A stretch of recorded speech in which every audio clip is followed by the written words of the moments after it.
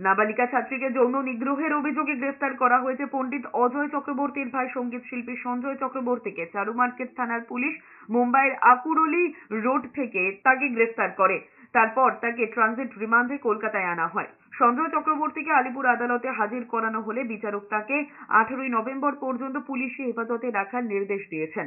ওই সঙ্গীত শিল্পীর বিরুদ্ধে শিশু যৌন নির্যাতন প্রতিরোধ আইন পক্সোতে মামলা রুজু করেছে পুলিশ। পুলিশ সূত্রে জানা গিয়েছে, সঞ্জয় চক্রবর্তী একটি সঙ্গীত শিক্ষামূলক প্রতিষ্ঠান চালান। সেখানকার এক নাবালিকা ছাত্রীর বাবা মা 29শে অগস্ট বেলঘরিয়া থানায় সঞ্জয়ের বিরুদ্ধে যৌন নিগ্রহের অভিযোগ এনে 0 এফআইআর করেন। নাবালিকার পরিবারের তরফে অভিযোগ পেয়েই তদন্ত শুরু করে মুম্বাইয়ের আকুরলি রোড থেকে সঞ্জয়কে গ্রেফতার করে পুলিশ। এই মামলায় তদন্ত চলছে বলে পুলিশ সূত্রে জানা গিয়েছে।